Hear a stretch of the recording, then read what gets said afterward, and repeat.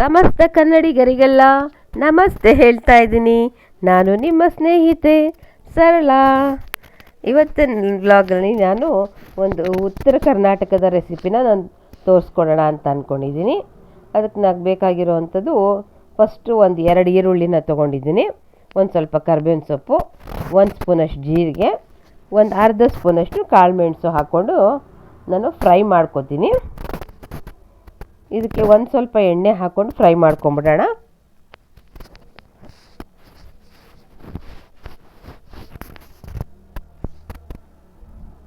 ಇದಕ್ಕೆ ಒಂದು 4 ಗುಂಟೂರು ಮೆಣಸಿನ್ಕಾಯಿ ಹಾಕೋತಾ ಇದ್ದೀನಿ. ಹಾಗೆ ಒಂದು 6 ಬ್ಯಾಡಗಿ ಮೆಣಸಿನ್ಕಾಯಿ ಹಾಕ್ಕೊಳ್ತೀನಿ. ಬ್ಯಾಡಗಿ ಮೆಣಸಿನ್ಕಾಯಿದು ಚೆನ್ನಾಗಿ ಟೇಸ್ಟ್ ಕೊಡುತ್ತೆ ಅಂತ ಇದನ್ನೇ ಹಾಕ್ಕೊಂಡಿದ್ದೀನಿ.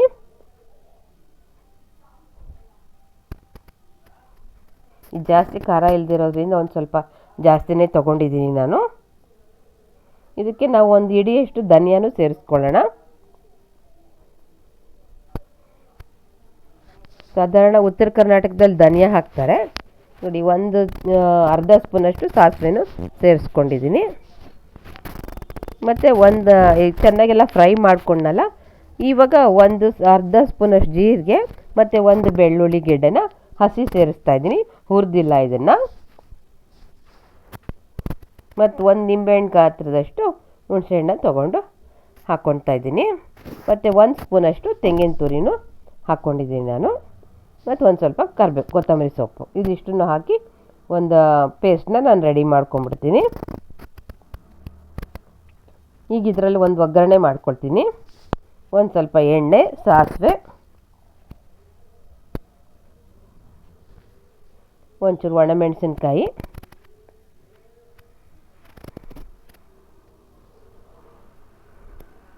ಕರಿಬೇವಿನ ಸೊಪ್ಪು, ಇದನ್ನಿಷ್ಟು ಹಾಕ್ಕೊಂಡು ಒಂಚೂರು ಫ್ರೈ ಮಾಡಿಕೊಂಡು ಆಮೇಲಿಂದ ಒಂದು ಈರುಳ್ಳಿನ ಹೆಚ್ಕೊಂಡು ಹಾಕೋತಾ ಇದ್ದೀನಿ.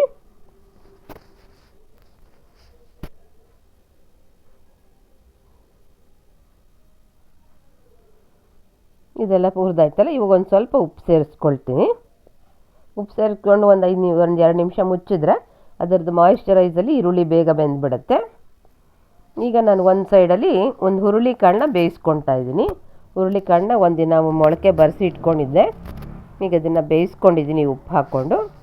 ಬೇಯಿಸ್ಕೊಂಡು ಎಲ್ಲ ನೀರನ್ನೆಲ್ಲ ಸಪ್ರೇಟ್ ಮಾಡಿಕೊಂಡು ಹುರುಳಿಕಾಳನ್ನ ಈ ಒಗ್ಗರಣೆಗೆ ಸೇರಿಸಿ ಪಲ್ಯ ರೆಡಿ ಮಾಡ್ಕೊಂಡಿದ್ದೀನಿ. ಇದಕ್ಕೊಂದು ಸ್ವಲ್ಪ ಜಾಸ್ತಿ ತೆಂಗಿನ ತುರಿ ಹಾಕಬೇಕು, ತುಂಬಾ ರುಚಿ ಕೊಡುತ್ತೆ ತೆಂಗಿನ ತುರಿ ಹಾಕಿರೋದ್ರಿಂದ. ಅದು ಮೊಳಕೆ ಬರೆಸಿರೋದ್ರಿಂದನೂ ಕೂಡ ಕಾಳು ತುಂಬಾ ರುಚಿ ಇರುತ್ತೆ. ಈಗ ತೆಂಗಿನಕಾಯಿ ಸೇರಿಸಿದ್ರೂ ರುಚಿ ಆಗುತ್ತೆ. ಜೊತೆಗೆ ಮೇಲ್ಗಡೆ ಇನ್ನೊಂದು ಸ್ವಲ್ಪ ಕೊತ್ತಂಬರಿ ಸೇರಿಸ್ಬಿಡೋಣ, ಪಲ್ಯ ರೆಡಿ ಆಗುತ್ತೆ. ಈಗ ನಾವು ಮಾಡ್ಕೊಂಡಿದ್ದೀವಲ್ಲ ಮಸಾಲೆನ, ಅದನ್ನು ಈ ಕಟ್ಟಿಗೆ ಸೇರಿಸ್ಕೊಳ್ಳೋಣ.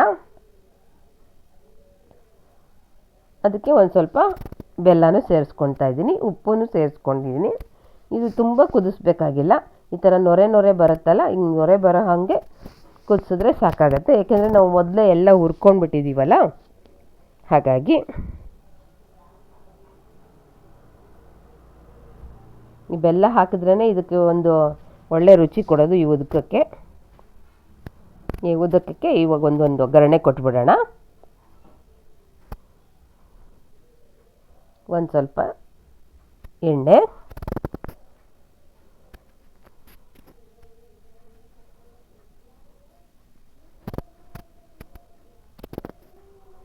ಒಂದು ಸ್ವಲ್ಪ ಸಾಸಿವೆ, ಬೆಳ್ಳುಳ್ಳಿನ ಜಜ್ಕೊಳ್ಳೋಣ. 1 ಗೆಡ್ಡೆ ಬೆಳ್ಳುಳ್ಳಿನ ಹಸಿದನ್ನು ರುಬ್ಬಕ್ಕೆ ಹಾಕ್ಕೊಂಡಿದ್ದೆ. ಈಗ 1 ಗೆಡ್ಡೆನ ನಾನು ಒಗ್ಗರಣೆಗೆ ಸೇರಿಸ್ಕೊತಾ ಇದ್ದೀನಿ. ಈ ಬೆಳ್ಳುಳ್ಳಿ ಒಗ್ಗರಣೆನೇ ಇದಕ್ಕೆ ತುಂಬಾ ಮುಖ್ಯ, ತುಂಬ ರುಚಿ ಕೊಡುತ್ತೆ. ಬೆಳ್ಳುಳ್ಳಿ ಒಂಚೂರು ಕೆಂಪಗಾದ್ಮೇಲೆ ಜಜ್ಕೊಂಡು ಹಾಕ್ಕೊಂಡಿದ್ದೀನಲ್ಲ, ಬೇಗ ಕೆಂಪಗಾಗತ್ತೆ. ಈ ಕರಿಬೇವಿನ ಸೊಪ್ಪನ್ನ ನಾವು ಸೇರಿಸ್ಬಿಡೋಣ. ಒಗ್ಗರಣೆ ನಮ್ದು ರೆಡಿ ಆಯಿತು. ಈಗ ಕುದೀತಾ ಇರುವಂಥ ಆ ಸಾರಿಗೆ ಈ ಒಗ್ಗರಣೆನ ಸೇರಿಸ್ಬಿಟ್ರೆ ಒಳ್ಳೆ ಟೇಸ್ಟಿಯಾಗಿರುವಂಥ ಉದಕ ರೆಡಿ ಆಯಿತು.